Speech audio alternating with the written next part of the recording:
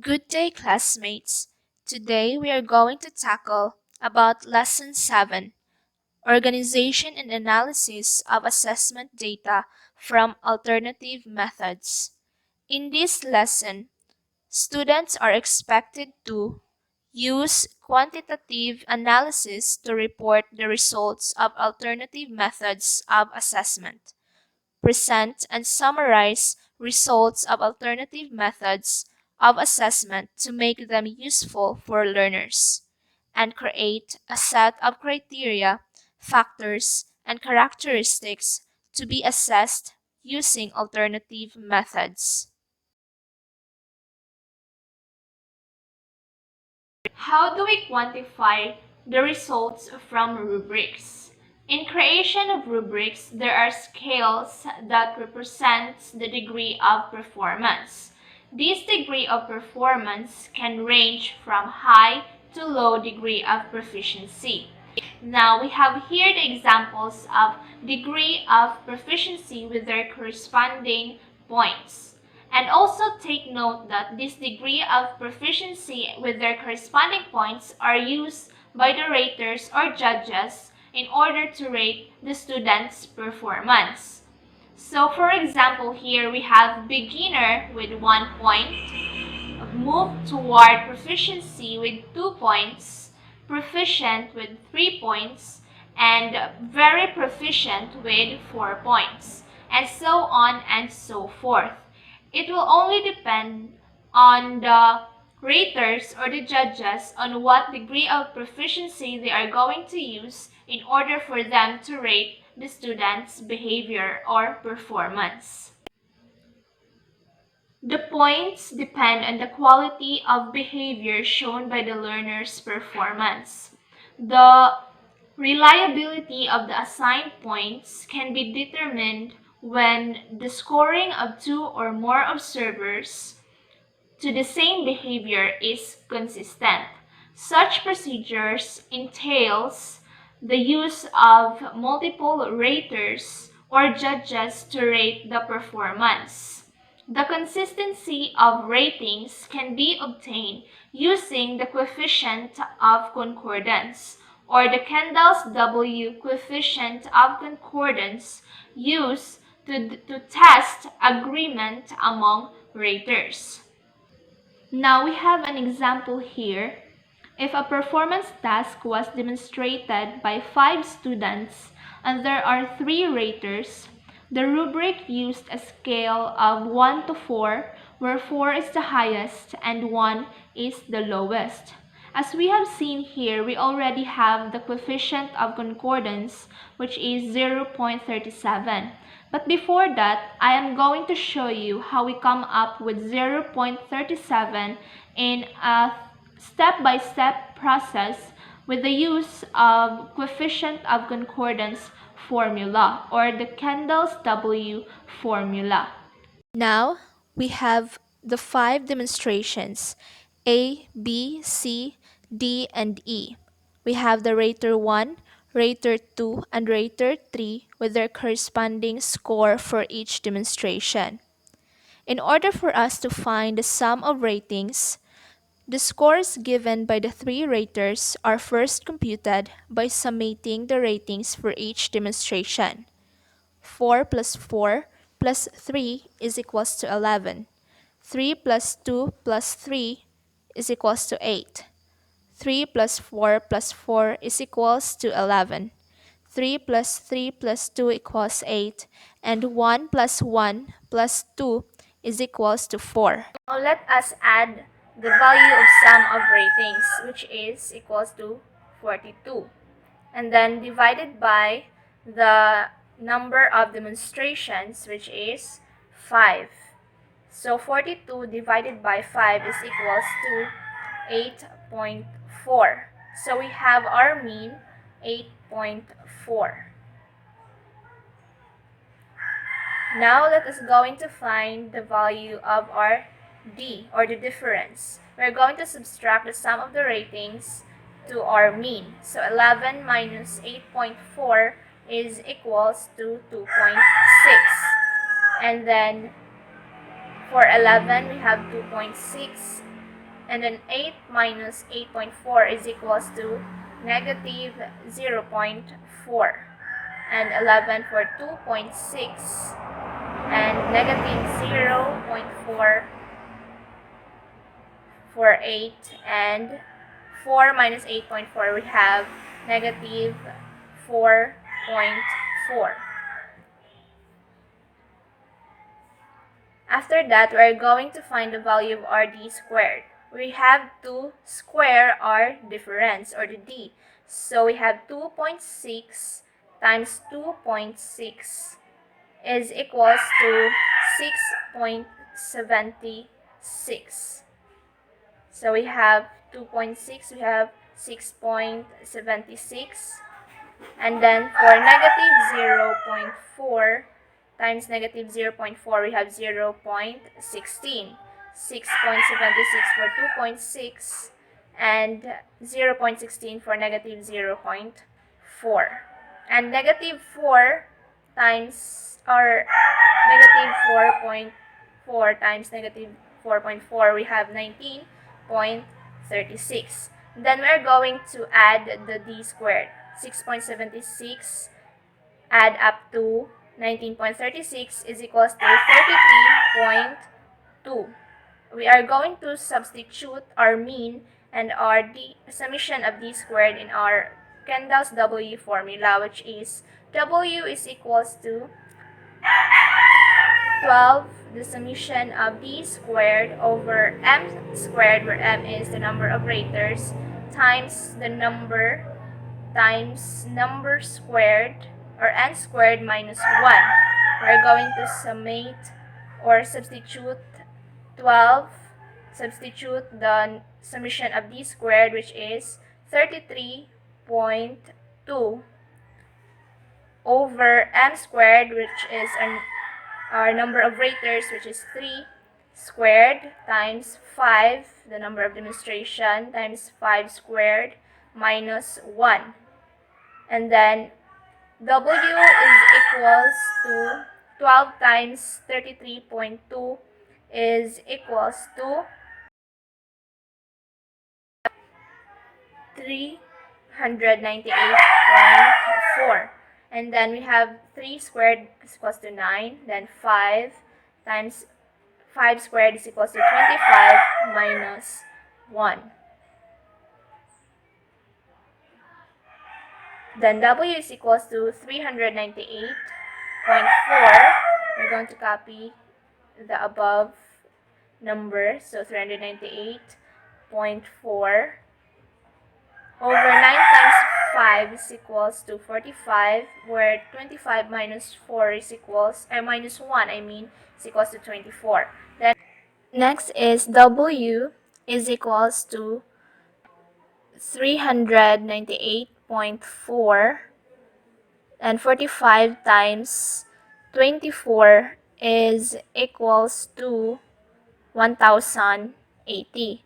And then we are going to divide 398.4 to 1080, which means that W is equals to 0.368, or round off 0.37.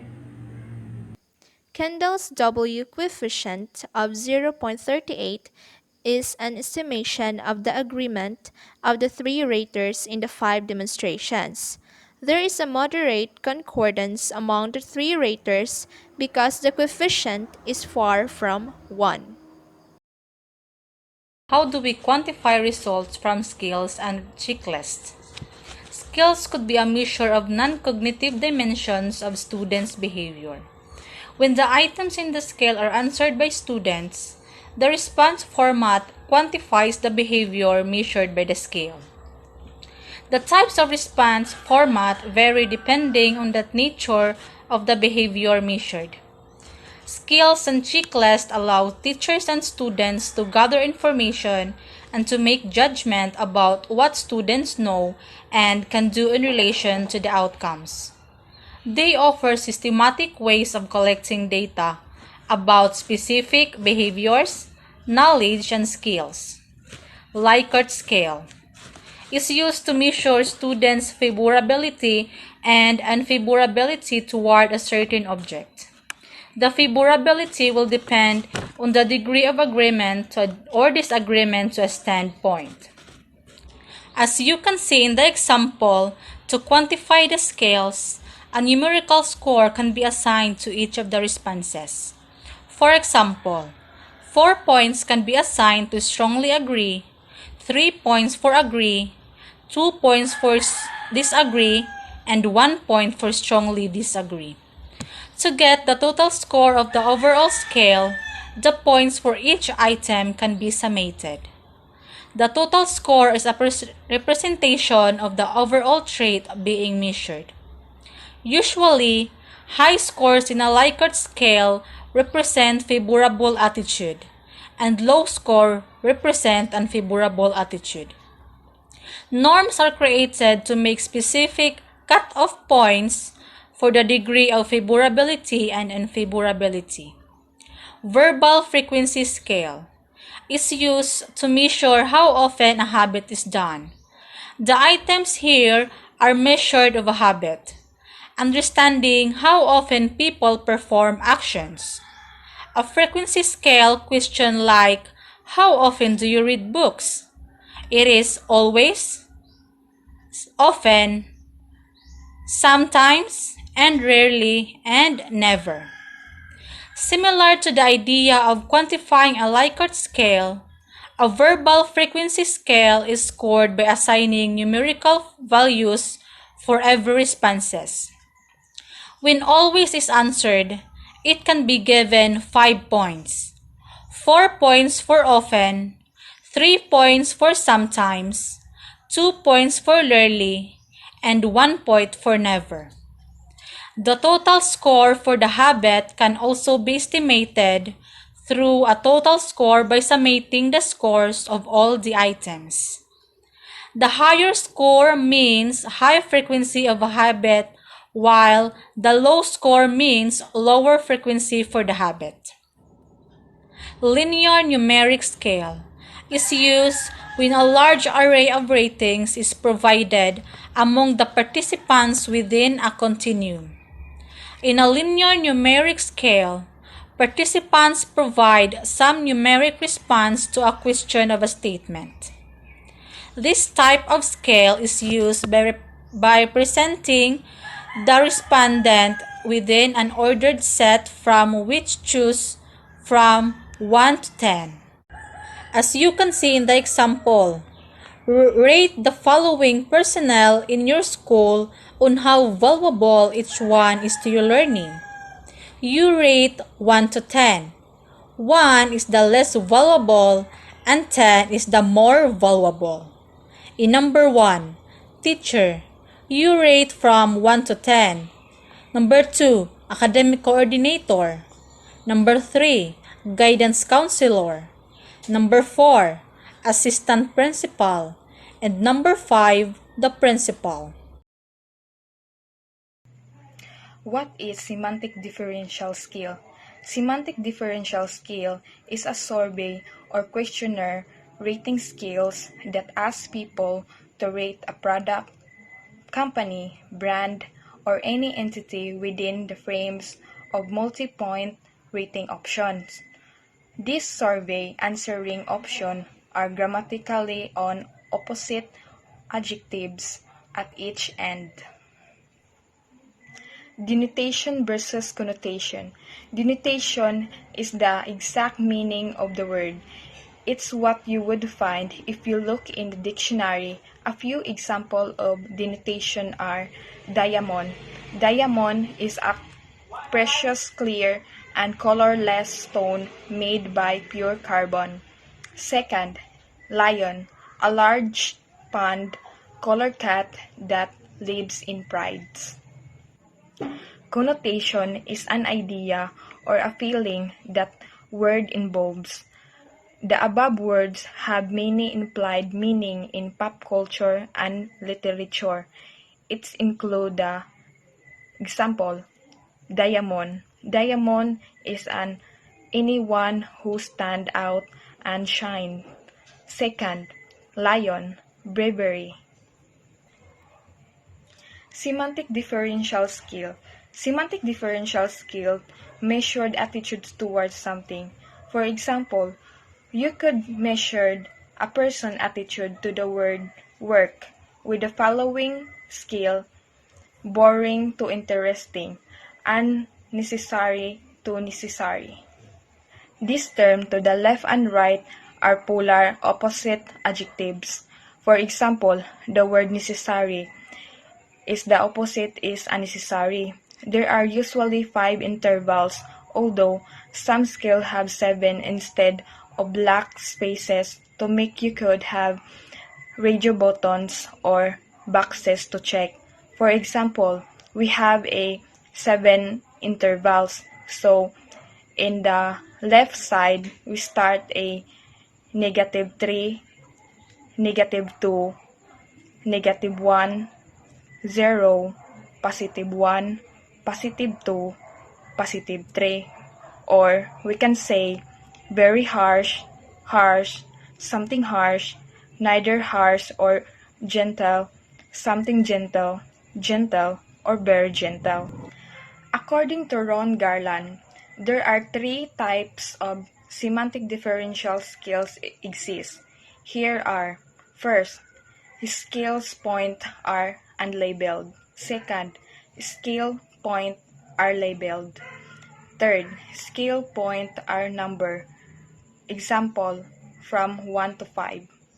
Garland found that respondents preferred labeled scale points as they are easier to comprehend, easier to complete, and they are useful from expressing opinion. Labeling the scales does not seem to introduce bias. The survey using semantic differential skill is the most readable way to get information, people, emotion, attitude towards a topic or interest. The primary advantage of semantic differential skill is that it is easy to understand the skill and rate correctly, and its popularity makes into very familiar with the response. What is graphic skill? Graphic skill, this skill uses illustrating to represent the degree of present or absent of characteristic measured. The second type of graphic skill is called bar skill. These show directly to the map corresponding ground distance. So, example of graphic skill: rate your experience about using our products. So first, product packaging. So we rate 8, very unsatisfied, satisfied, neutral, satisfied, very satisfied. Second, product design. Very unsatisfied, unsatisfied, neutral, satisfied, very satisfied. How do we quantify results from portfolios? Assessment data generated from portfolios can be both qualitative or quantitative. When assessing portfolios using quantitative approach, scales and rubrics can be used. The scales and other measures need to specify the criteria required in assessing the portfolio, while in qualitative assessment, it requires criteria and narrative feedback provided to the learner. And now let's move to the criteria that can be used when assessing portfolios.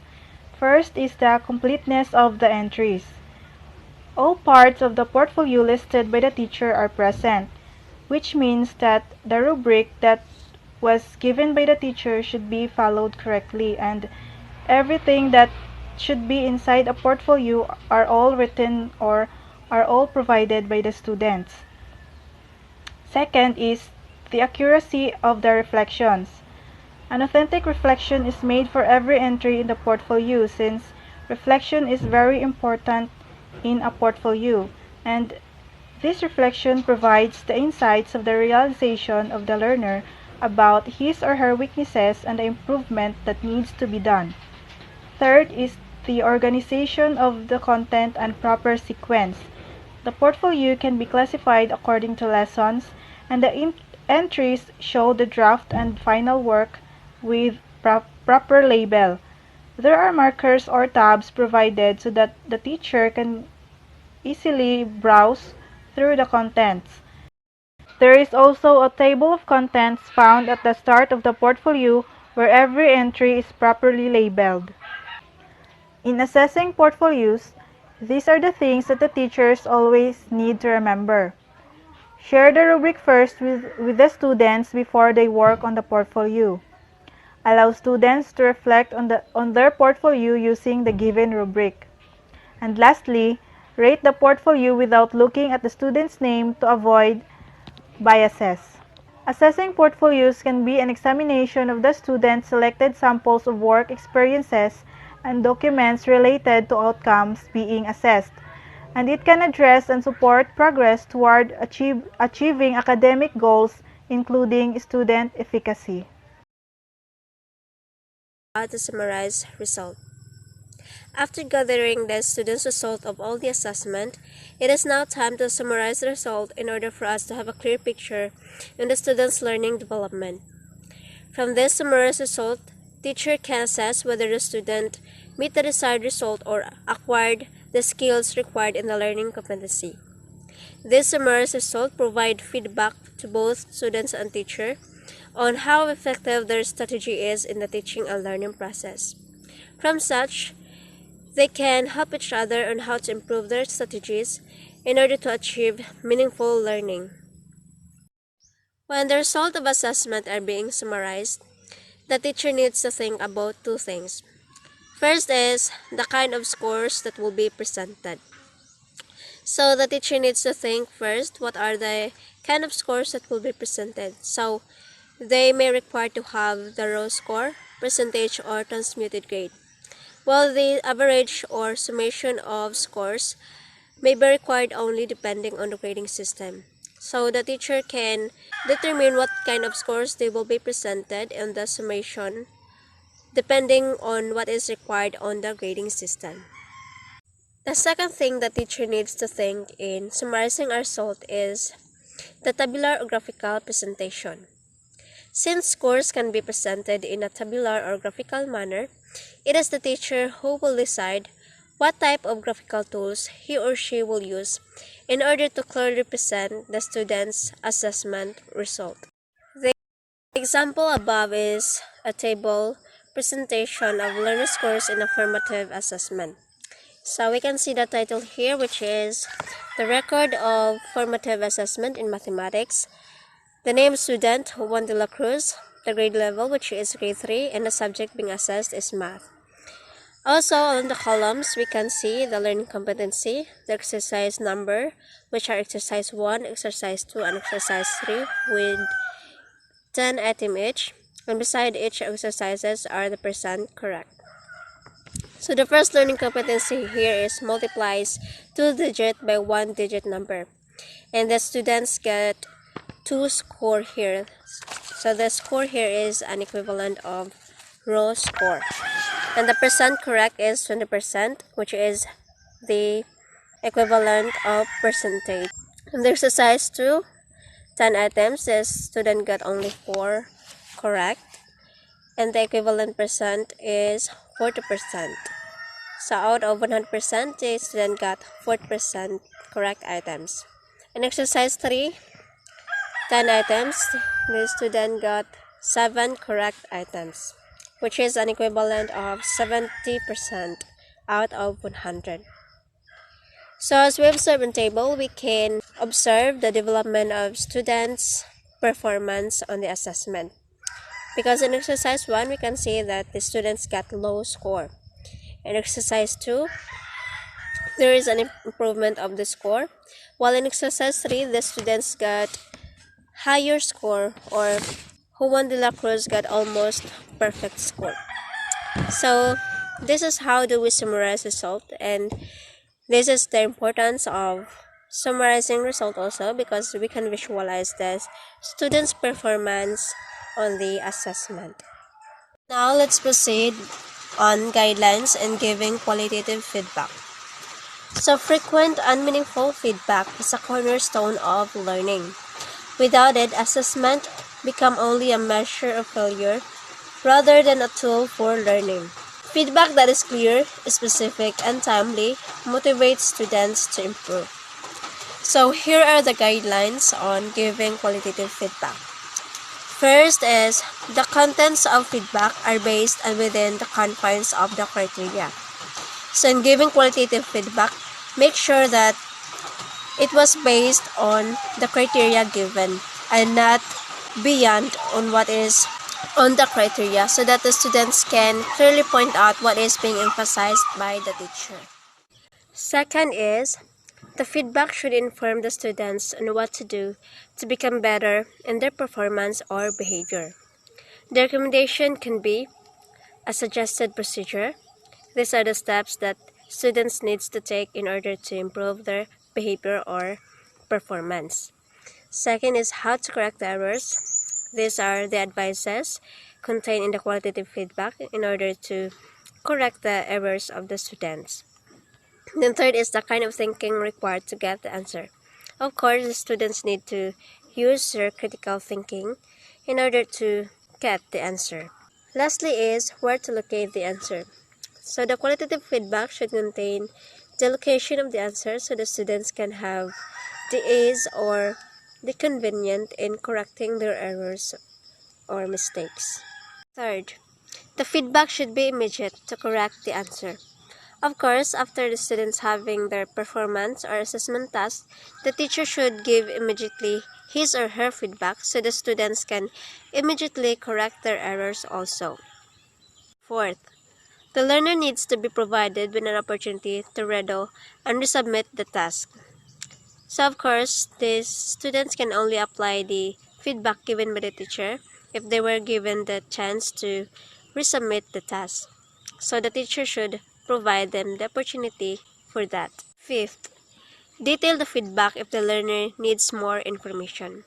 Of course, when the learners do not understood well your feedback, you must give further information so the students can be guided on what to do in order to improve or enhance their performance or behavior. 6. The feedback can be short if the learner knows what to do. Of course, there's no need to elaborate more on the given feedback, especially if the learners knows already what to do in improving their performance or behavior. 7. Feedback can come in the form of verbal cues and gestures so that the learner is not disrupted while performing. So when your students have performance, you must only use verbal cues or gestures such as facial expression, body movements, and gestures in giving your feedback. Like for example, if the students have a performance task like role playing, if you are not happy with their performance, you can use a facial expression so the students can have a hint whether you like the performance or not. In this way, students will not be distracted or disrupted while performing their performance. Hence, they can improve it as they know that you are not satisfied with their performance.